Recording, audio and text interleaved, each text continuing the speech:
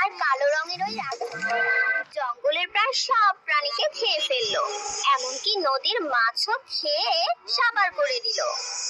জঙ্গলের প্রাণীদের মধ্যে শুধুমাত্র বেঁচে রইলো সেই পিঁপড়ের দলটা।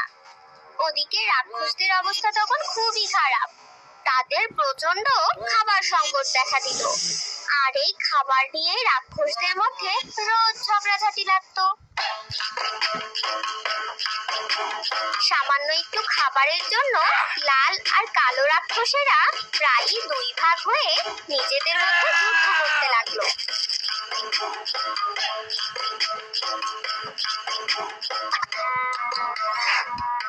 এই, তুই আমার মাছ নিলি কেন?